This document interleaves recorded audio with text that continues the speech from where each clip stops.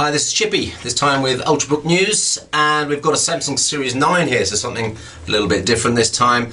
This is a 1.3 kilograms, it's about 2.5 pounds I believe, 1600 euros worth of Sandy Bridge laptop, 13 inches, but it's ultra thin. It's an ultra interesting device because Intel in the recent Computex event talked about Ultrabooks. And the idea about Ultrabooks is they want to bring in some high power, thin and light, highly secure laptops in the sort of 12, 13 inch range at a sub $1,000 price. This is a device that's got that platform in it, so it's going to be interesting to look at this platform and think about Ultrabooks as they come in sub $1,000 price later this year. So it's a Sandy Bridge platform, so it's second generation Core i5. It is the 2357M CPU. I had to write that down, which is a processor that runs 800 megahertz through to 2.3 gigahertz with the Intel Turbo Boost technology. 4 gigs of RAM.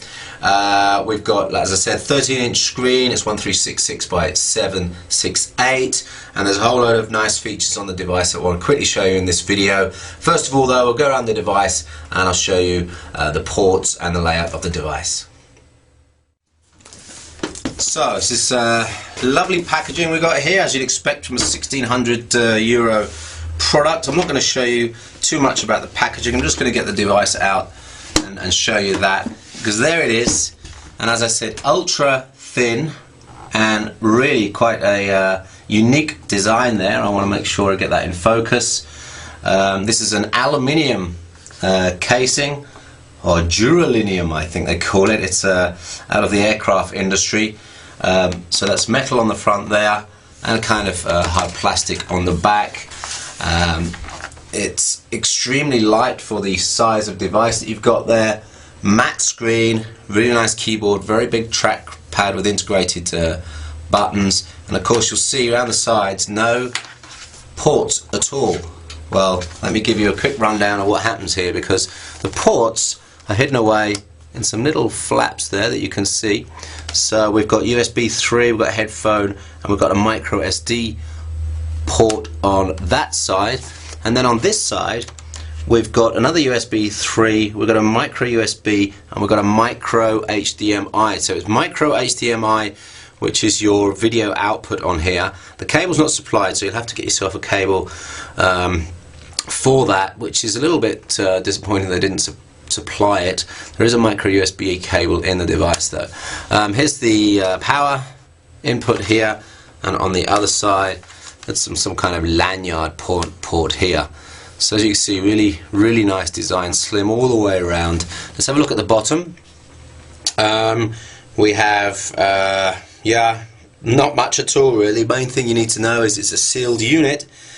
So what Samsung have done is decided to seal the batteries in, and that means you can do away with some of the battery casing. So it means you can actually get more battery in the device. So what they've done is they've laid out multiple lithium polymer, probably batteries, flat ones, and they've got about 64 watt hours I believe the specification is. I'm just checking here, 60, I haven't got the specs here, but I think it's about 64 watts, so it's a significantly large battery for the size, and that's one of the advantages of sealing it in. Of course, the disadvantage is if the battery runs flat, you're going to have to get this serviced and get the battery changed, and that won't be cheap.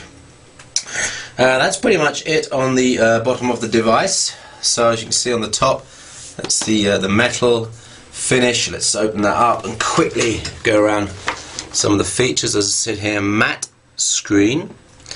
This is I haven't actually switched this device off yet. It's one of the features that I want to tell you about is the quick start. It just seems to last forever in standby, and it does a really fantastic job of doing a quick start, so you really don't have to turn this off, a bit like the MacBook Air. It's got a backlit keyboard, which is not on right now. I don't know if I can quickly show you that. Probably not. Maybe I have to log in to show you that. I'll quickly do that. Power button here. We've got some lights here. There's a speaker out. No, there's a fan vent at the back here. You don't need to worry too much about heat and fan noise. It's an extremely efficient device. I haven't had any problem with noise on the fan, and in fact you could turn it into a silent mode as well, which is pretty nice. Huge trackpad here with integrated left-right mouse buttons. Now it takes some getting used to. You will find yourself trying to double click the pad and then clicking the mouse buttons by accident. It is a huge mouse pad as well, so you've got the risk of actually hitting it while you're typing. You can lock it out, and of course you can use an external mouse as well. There's probably the one feature that will take most getting used to is the mouse pad on this. I won't say it's bad, I won't say it's good, it's just different. 1366 by 768 screen. Let's try that backlight on the okay, it actually says because the room is too bright here, it won't switch the backlight on for the keys, which is a shame. I'll show you that in another video maybe. So that's pretty much it. We've got camera here as well. I presume there's an ambient light sensor somewhere around here as well, but I can't see it. Overall, really nice build quality, as you expect from a $1,600 device. It's the Samsung Series 9 900X3A is the model number. We've got a 128GB fast SSD in here. There's no moving parts, which is again pretty important if you're moving about, ultra mobile. We've got 4GB of RAM, and as I said, that Core i5 Sandy Bridge CPU in there. Is there anything else I need to tell you before we close up this video and move on to, I'm going to be reviewing this over the next few days. Windows 7 Pro, of course, you don't forget that the platform also has quick sync video on it, which is the hardware encoding and decoding for a couple of formats. I think H.264 is the main one you need to worry about. So that really helps with re-encoding videos for things like iPods, iPhones, iPad, and other devices that need specific bit rates and form resolutions on the video. And the other thing I want to mention about this is it does seem to be that you could lock this down into an 800 megahertz mode and really get a kind of netbook style performance, netbook plus I would say. It moves it into the sort of like what used to be called CULV, so sort of 20, 30, 40% more power than a netbook, but within a really nice power band that allows you to work for sort of 8 hours, 7 hours, always on with Wi-Fi. It seems to be really efficient. And in fact, in some situations, even in that mode, it seems to be getting things done quicker than a netbook and therefore saving power because you're actually moving on to the next task or being able to close the device before, as soon as you can.